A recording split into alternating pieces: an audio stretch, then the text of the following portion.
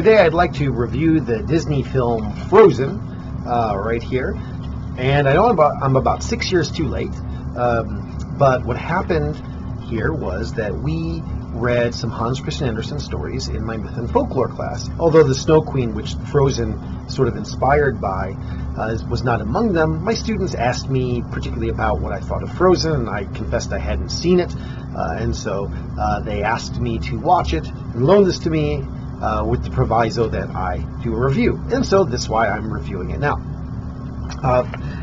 And I have to say, first of all, in way of a caveat, I know that I am not the intended audience for this film. You know, Disney does not make a lot of films for middle-aged men. They're making films, in this case, I think the audience is like 8-year-old girls.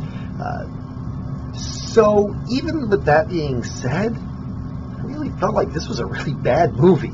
Now, I don't want to get into kind of reviewing the movie in that way,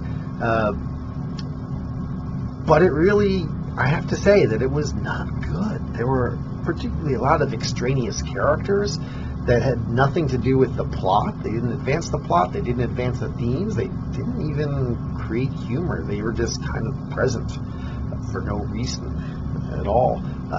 But rather than dealing with the film as a film, I want to talk about the film in terms of it as an adaptation of Hans Christian Andersen's work, and also how it connects to a folkloric tradition. Truthfully, there's very little to say about it as an adaptation of Hans Christian Andersen's The Snow Queen, because there's very little connection.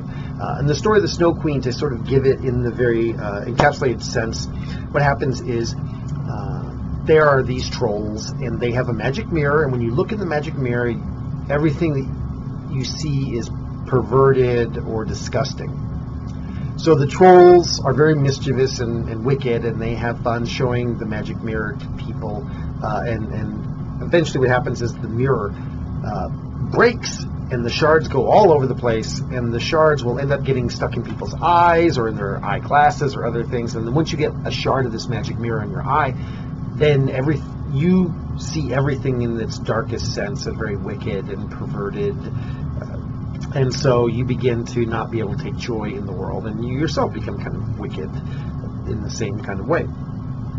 So what happens is the story is about a little boy and a little girl and their neighbors, and the little boy essentially gets one of these shards in his eye in the snow, and it goes into his heart, and so he has like a shard of ice in his heart, which is an idea, though not exactly a theme, that we see in the film.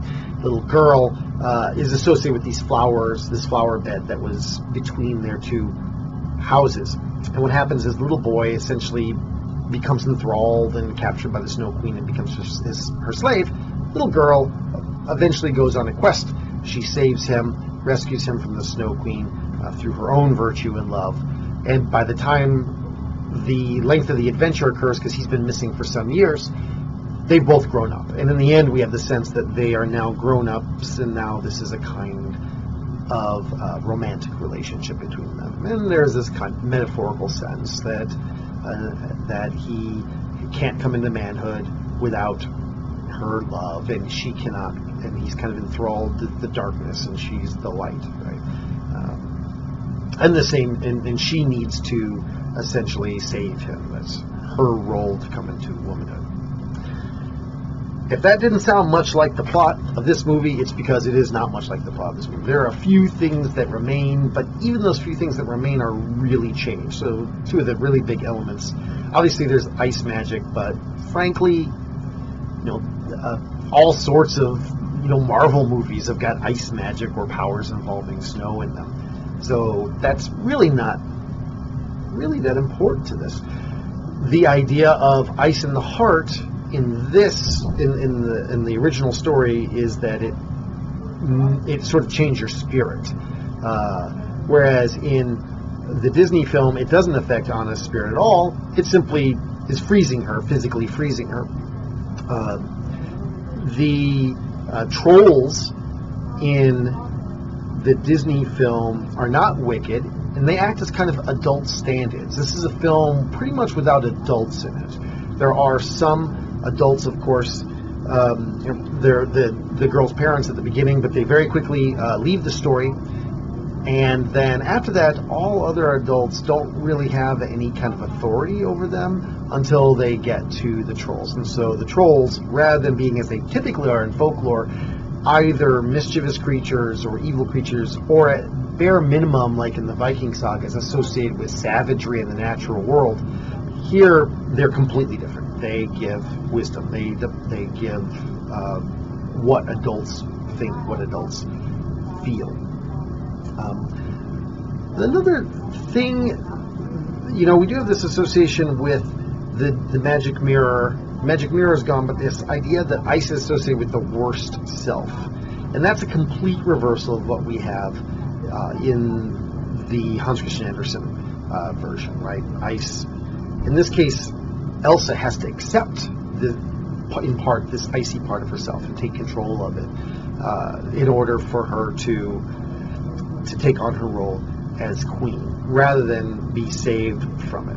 Now, one element of this that really does go along with a lot of folkloric traditions is the idea of the virtuous younger sibling saving the older siblings, who generally are not evil, but have some sorts of moral failings. Now, that's not the kind of thing that comes from the Hans Christian Andersen story, but you do have other sorts of stories where there'll be three brothers or three sisters, and first the older sibling goes out and tries to complete the quest, but they have a failing, usually a moral failing, by failing to be kind to someone who needs kindness, or failing to properly respect someone who needs respect, failing to help someone. And then the second sibling goes along, and maybe they do the first, but then they come to another obstacle, and they also have a moral failing. Again, not one typically that shows them as being evil, just not fully virtuous. And then the youngest brother or youngest sister goes out, and they, being more virtuous through their virtue, they're able to ultimately save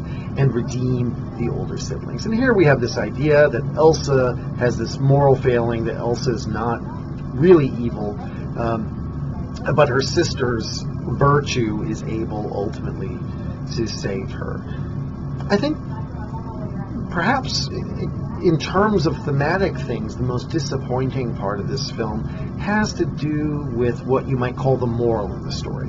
And it's true, Disney likes to go for the lowest hanging morals ever. And in this case, Disney's moral is their go-to, which is you've got to accept yourself. They basically have two, which is one is teamwork is good, and the other one is accept yourself. And the problem is that Elsa needs to accept herself so that she can accept the love of her sister. And her sister, of course, Anna, she is the embodiment of self-acceptance. Consistently throughout the film, Anna is depicted as being socially awkward, constantly saying the wrong thing or putting her foot in her mouth, but still enthusiastically going on, and still also pursuing relationships with people. There's this kind of montage about building a snowman, which shows over the years her consistently pursuing her sister, even though it is socially awkward to have this constant rejection. In this, then, the journey for Elsa at the end is just a journey to accept herself. By the end, really neither of them has grown up in any meaningful way, which is a little bit unusual. In the folklore tradition, it's very common that in the end you come into full-on adulthood. You become a full woman, you become a full man. In this case, in the end, we get the sense that the two potential romantic partners, it isn't simply maybe that they are not suitable partners, but rather that the girls themselves are girls. They're not women. Elsa might be a queen in terms of her job, but she's still clearly immature. Her sister is still clearly immature, and they still are ultimately not old enough to engage in any kind of romantic entanglement, which is, I think, this idea that we get in the end of the story in the film. So we don't have anyone growing up, which perhaps might be appropriate for little girls, but is not the kind of thing that we normally see coming out of the folkloric tradition. So that's my review of Disney's Frozen. Not a great film, does have some interesting folkloric elements in it, that you might want to take note of.